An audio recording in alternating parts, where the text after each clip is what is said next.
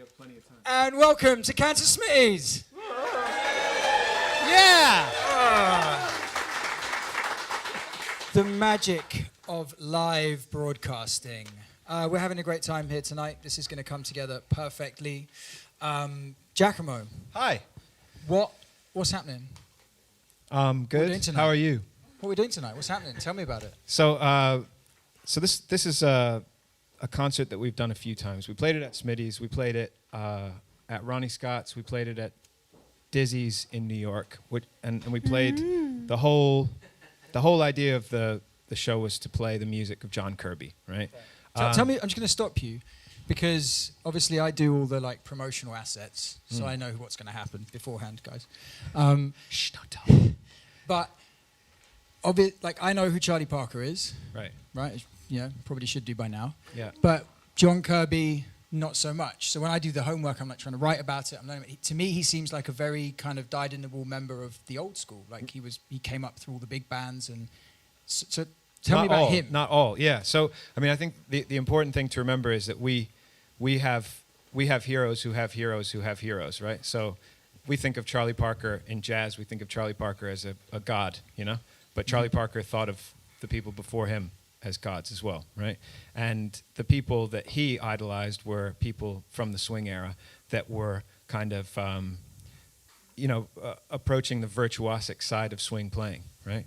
So that was bands like, people like Art Tatum and Fletcher Henderson, Duke Ellington. All of these bands were bands that he idolized, right? And John Kirby, John Kirby was a bass player. He played tuba as well. Mm-hmm. And if Will Satch is watching, he knows that if you want to play good bass, you have to check out tuba players. And if Will Satch is watching, and he knows because he's here. John Kirby and all of the members of his band, mostly, except for Charlie Shavers, who's 17 when he came into this band? 16, yeah. They were alumni of Fletcher Henderson's band, which was the superstar jazz group of the 1920s. So that is a really important kind of thing to acknowledge when you're looking at how light and kind of effervescent this music is, because Fletcher Henderson's band was like that. The thing that was different about this was that it was only made up of 6 people, right? So you had a lot of space to fill in. You had a lot of texture to make up. Where the big bands had 19 people or 18 people, whatever it might be. This was 6. So this band played at the Onyx Club, which was a little place, not much bigger than Kansas Smitty's itself. And they were back in the corner, and they became known as the biggest little band in the land because Charlie Shavers and the other members of the band would write these arrangements and you're going to hear them tonight. They have all of these really carefully planned, it's their architectural masterpieces, right? And that's cool in and of itself because it's big band music for a small band. But the amazing thing about it is that Dizzy Gillespie and Charlie Parker found out about what these guys were doing. And they were doing it on a street called 52nd Street, which is known as Swing Street in New York. And it was from the late 30s up until the early 50s. It was the spot to go. You could hear anybody on 52nd Street. You could hear Art Tatum. You could hear Oscar Pettiford. You could hear Errol Garner. You could hear Dizzy and Bird playing on 52nd Street. Birdland was on the corner, right? But these guys would finish their big band gigs, like Fletcher Henderson or whatever they were doing to make cash, and they would run down to 52nd Street to sit in the front row in the Onyx Club and watch John Kirby's band. So tonight, what we're doing that's different from when we played this music in the past is we're going to integrate some of that bebop writing from that 1945 first bebop session, Groovin' High, Salt Peanuts. And you'll hear how Dizzy and Bird probably thought they were playing like John Kirby, but actually they were innovating this whole new genre of jazz, trailblazing this whole new way of playing. But all the little interludes are so kind of architecturally developed, and it's like big band music for a small band. Amazing. Yeah, and I like the fact you refer to it as use the word architecture, because I think you could use the word deconstruct for what the small group bands that Bird and Dizzy and all those guys went on to kind of, lead the way on took that stuff and disassembled it and remade something. Well, exactly. They started with this, and then they took it way into the realm of personal exploration, which is that kind of the thing that we associate with jazz now, But in the beginning, it was tight section writing. I mean, Charlie Parker was quoted as saying, any more than one chorus and you're just practicing, right? We don't think about that now at jam sessions, right? When people take 10 choruses or whatever. But this is that music. This is like, you have 8 bars, figure it out, do it, and then the ensemble comes back in. And that's the emphasis, right? Right. Less words is more. Cool. We have an amazing band for you guys tonight, and for everyone in the room tonight. Me and Giacomo had a lovely chat, but you guys were awfully quiet. They're not going to be so quiet for the rest of the show, I promise you. I'm going to get out of the way and let you guys get on with it. You're in for a great show tonight, wherever you are. If you like what you hear, support the music. And Giacomo, I don't know if you know, but Nat Facey's behind you. No pressure. 1, 2,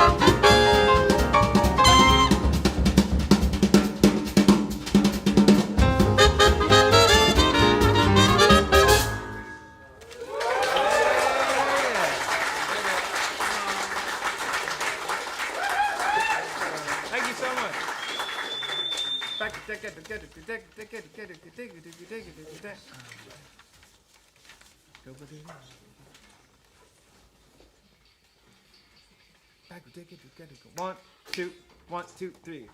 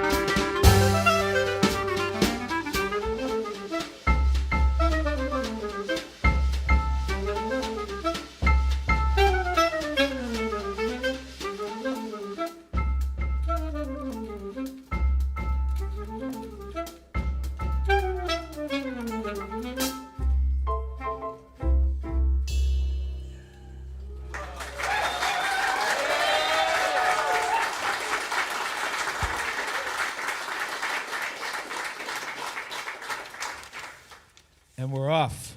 We're off. How about it for Joe Webb on the piano?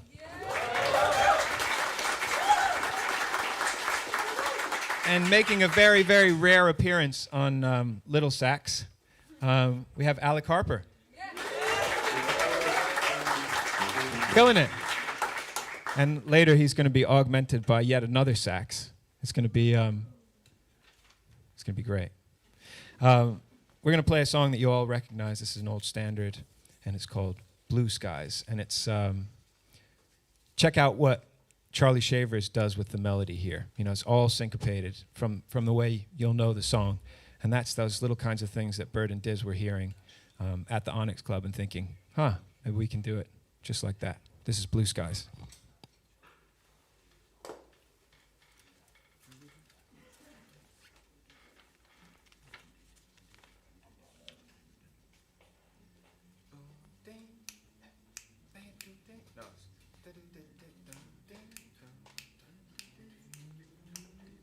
Is that good?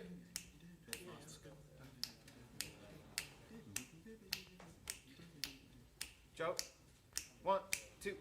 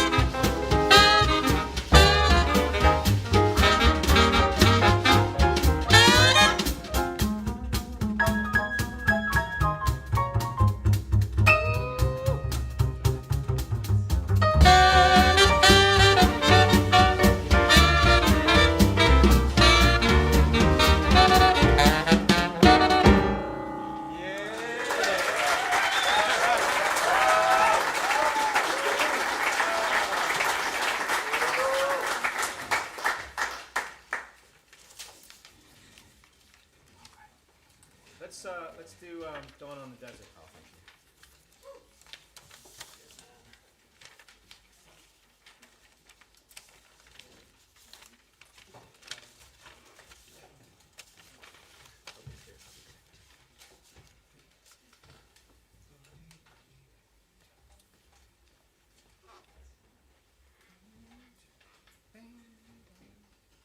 One, two, three.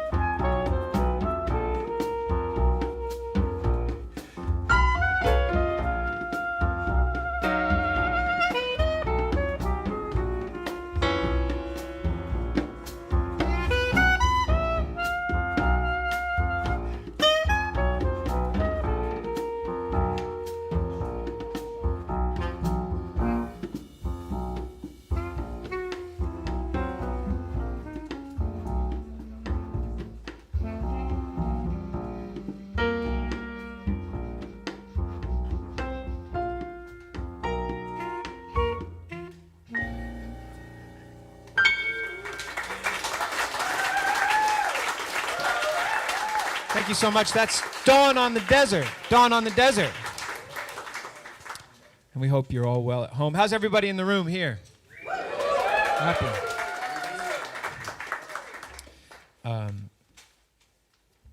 One of the things this band did was adapt classical themes for the jazz idiom, which was a kind of a cool thing to do in the 40s. I don't know if it's cool to like classical music now. Is it? Yes. I agree with you. And this is called Anitra's Dance. And it's adapted from a piece by Edvard Grieg. Not to be confused with Greg. Yeah, Edvard Grieg. He's missed out on a lot of record sales from that. People come in and they're like, can I have the Ed Grieg record? And great house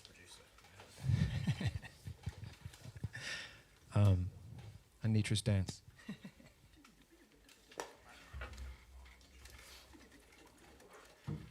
This is hard.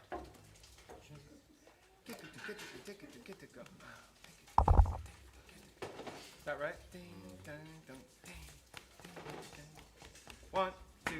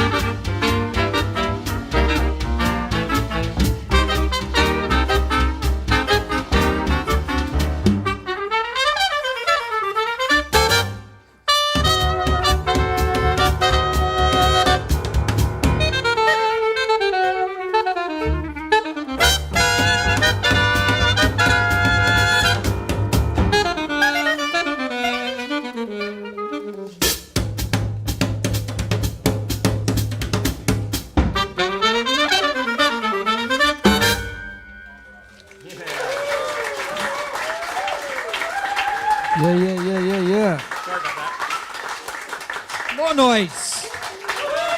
Are you not entertained?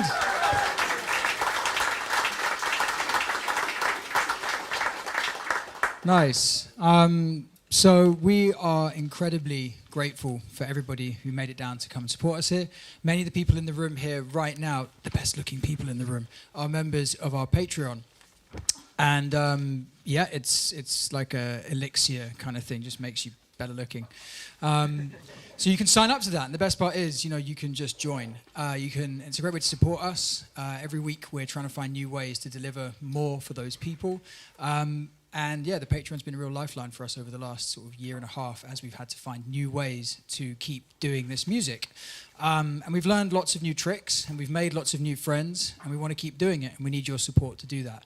There's this great logo behind me. You can buy it on all sorts of things: vinyls, CDs, T-shirts. You can check all that out on our website, kansasmitties.com. Equally, right now, and this goes for everyone in the room here as well, if you're enjoying what you're hearing and you like this wonderful band, then you can hit that PayPal link and you can donate whatever feels right for you. And when you've donated it, you can then take that smug, warm feeling that lets you know you've just supported the arts. And you can tell all your friends to do it too. And you can send a tweet, and you can reach over to that person on the couch next to you and say, hey, you should do that too. It feels great. Yeah, so you can do any number of those things, and it really helps us, and we do need that support. We're working towards finding ourselves a new venue, and that's going to happen.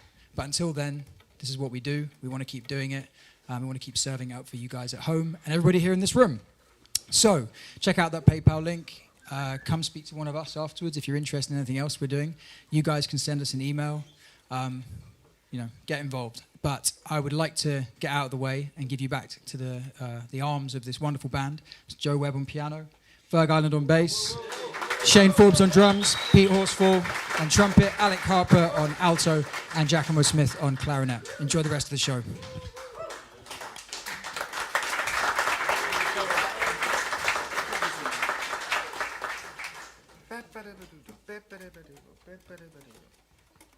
One, two,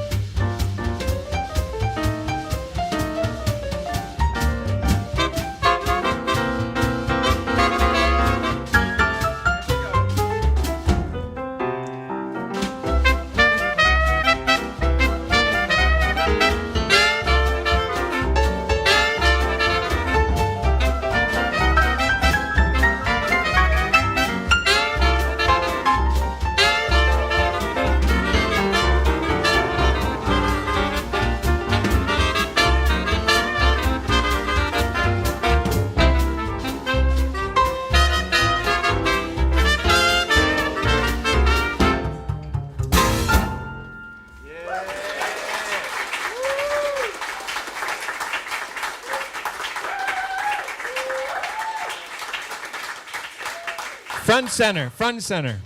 So we want you to use your imaginations now, and if you were on 52nd Street hanging at the Onyx Club, having probably the best Manhattan of your life in 1938, you could just leave and you could walk down the street and you could see any number of jazz legends just walking into any door. So imagine you've walked out, you finished your drink, and you're walking into the next club. Coincidentally, it's the same band, but they're joined by a special guest. And that special guest is Ella Honen-Ford.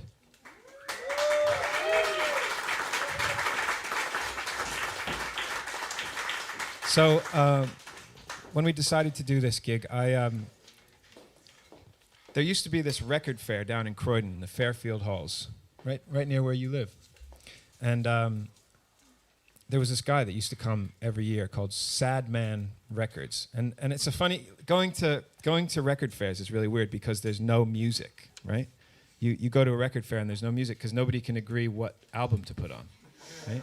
Because they're all, yeah. If you've been to a record fair, you know. Anyway, this guy one year, it was once a year, it was in September, and he said, anything you want, just email me, I'll get it for you. And I was like, cool, I want all of the John Kirby that you have. And when I turned up the next year, he had like 10 discs of John Kirby. So I got all I needed. That was before Spotify. And I had one of the discs on, And all of a sudden I heard this voice. I heard this kind of angelic female voice. And I thought, whoa, what's going on there? And I realized that Maxine Sullivan was the vocalist with the band when she first started her career in the late 30s. And one of the songs they recorded was this one, which is The Folks Who Live on the Hill. What were your impressions of her voice when you heard it? Did you know her work before? No, I didn't. And she's such a beautiful, effortless voice. Quite timeless. It's not like very trendy of the time, I thought. Right. It doesn't sound very. Doesn't sound very musical theater-y or vaudevillian twee in any or way. anything. No. It's like quite rich and yeah, it's beautiful. Let's do it. The Folks Who Live on the Hill.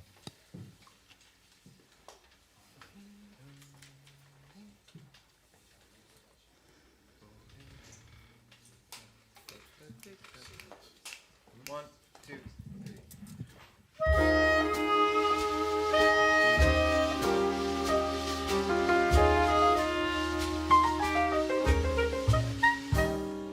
Someday we'll build a home on a hilltop high, you and I, a cottage new we two can fill, and we'll be pleased to be called the folks who live on the hill. Someday we will be adding a thing or two, a wing or two. We will make changes as every family will,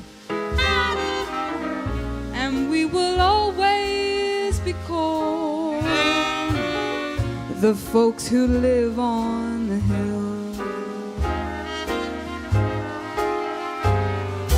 Our veranda will command a view of meadows green, the sort of view that seems to want to be seen. And when the kids grow up and leave us, we'll sit and look at that same old view, just us two, Bobby and Joan, to be Jack and Jill, the folks who like to be called what they have always been called, the folks who live on the hill.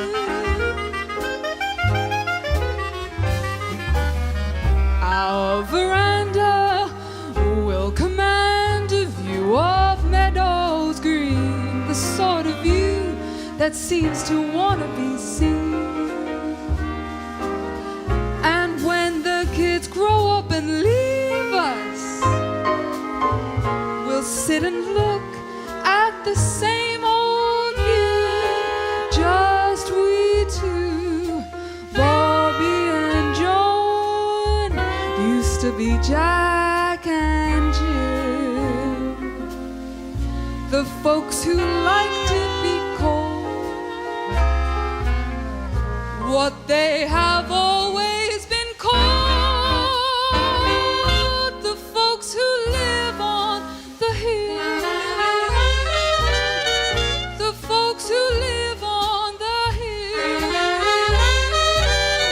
the folks who live on the hill. Yeah, Ella. Yeah. Yeah.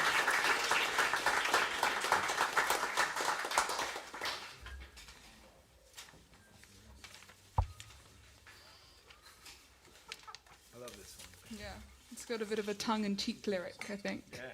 Well, I hope so anyway. It is now. In your version it does. Indeed, in 2021, this is tongue-in-cheek. 1, 2, 3.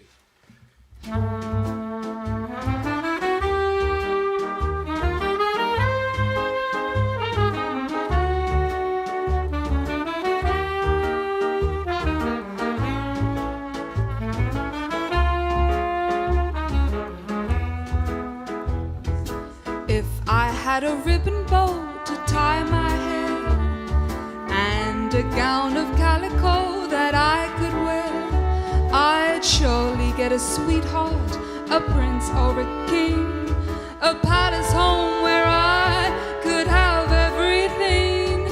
If I had a ribbon bow, oh, to tie my hair, this old world could come and go, I wouldn't care. I'd stay up in my castle and I'd always wear a ribbon bow so fine to tie my hair. Oh, the livelong day to the Lord above me. All I do is pray that someone would love me. If I had a ribbon bow all nice and clean, I could be a princess or a fairy queen. Prince Charming then would haunt me and love he would declare. If I had a ribbon bow to tie my hair.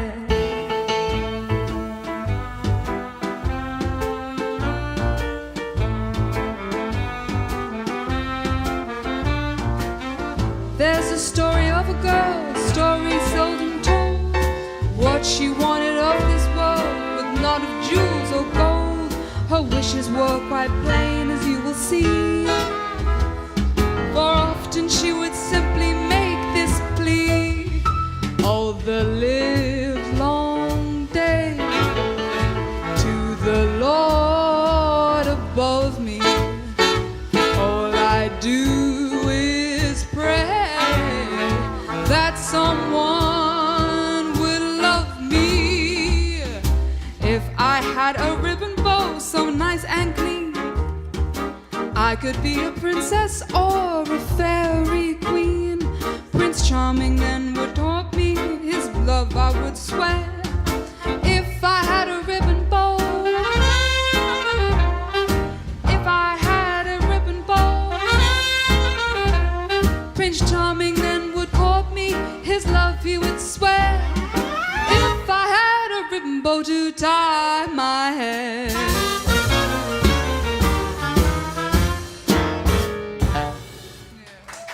Thank you. Ella Honen-Ford, give it up for her. Ella Honen-Ford.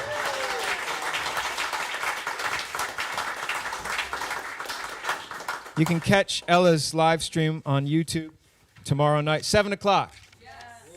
Check it out, Sunday night.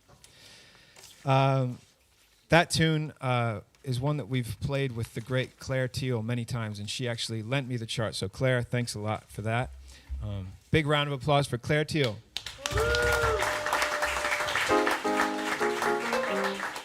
Oh yeah. Okay, so now you've had your drink at the famous door, and you're wandering down the street, but you're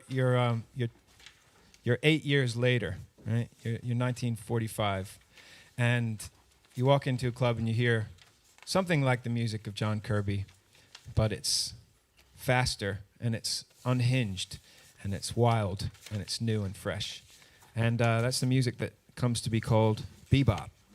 And we have a very special guest who's going to join us on the alto saxophone. This is Mr. Nathaniel Facey. No, you're there. Yeah. The main event. So we're going to have a quick chat. How are you? Cool. Sweet. So this is Groovin' High. You blow after me. In the regular key, you'll get a send-off. Ba-da, ba-da, ba-da, ba-da, ba-da. Are you going to take that? No, it's cool. Four-bar break. You have a 4-bar break. What's the key? This is jazz. Into concert E flat. In the regular key. Oh, no, in D flat. Oh, you want it in D flat? You got it. Yeah, okay, so he's first. You're D flat. You know the send-off? Beat dum, beat dum, beat dum, beat dum, bop, 2, 3, 4, 2, 2, 3, 4, in. Yeah, cool. 2-bar break. Yeah. The copyist made an error. This is Groovin' High. We hope you enjoy.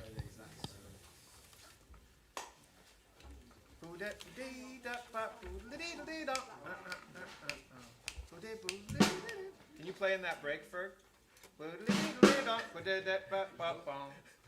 After the first phrase. After the first phrase. One, two, one, two.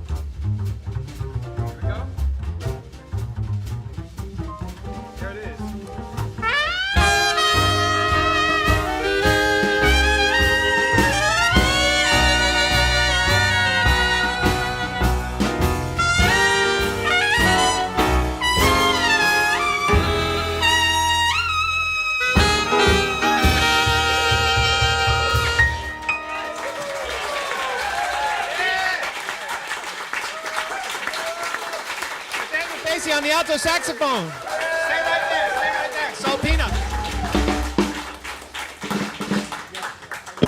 Thank you so much. We've had so much fun playing this music for you. We have 2 left. We're going to do another bebop classic. This is Dizzy Gillespie's hit, Salt Peanuts. And you can sing along. You can sing along at home. You can sing along afterwards. You can watch these gigs afterwards. If you like singing, you can. The lyrics are very poetic in this song. You'll enjoy them very much.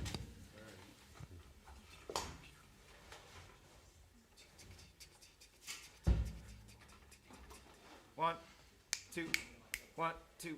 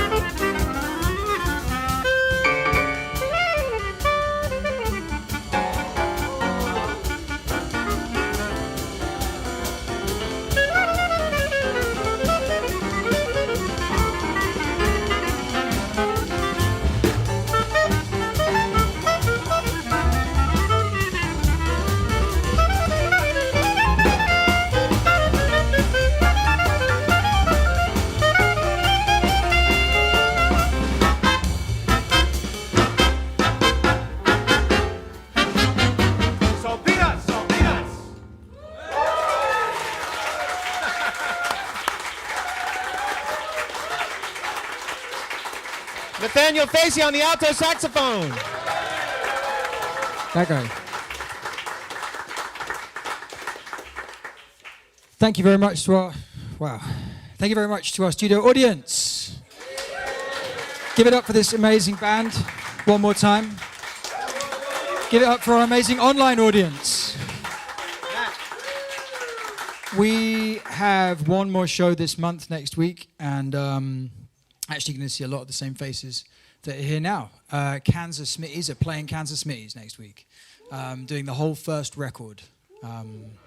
So, yeah, it's going to be good. Do you want to go and learn it? Cool, Giacomo, you're on holiday. Thanks. Annual leave. I've been waiting for that. Yeah, I was kidding. You're never getting a holiday. Okay, cool. Thank you very much for being with us tonight. Thank you to Nat Facey. Thank you to Ella Honen-Ford. Thank you to our wonderful team and to this amazing band. We'll see you again next week, 8 p.m. KSTV. Thank you very much.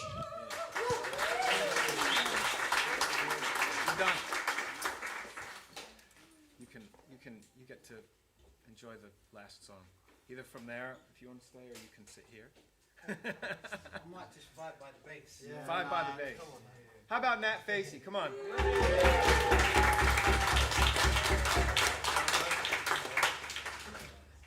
This is the Royal Garden Blues.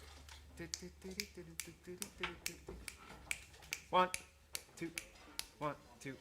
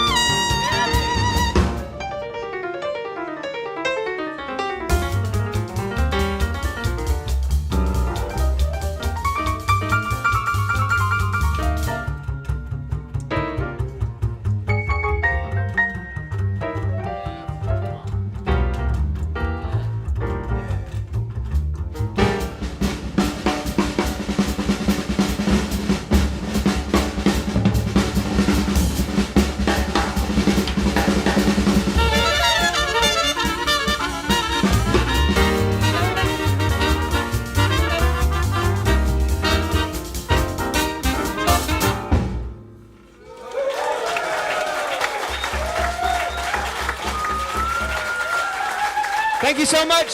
Thank you so much. Give it up for the band. Joe Webb on the piano, Ferg on the bass, Shaney Forbes on the drums, Pete Horsfall on the trumpet, Alec Harper on the saxophone.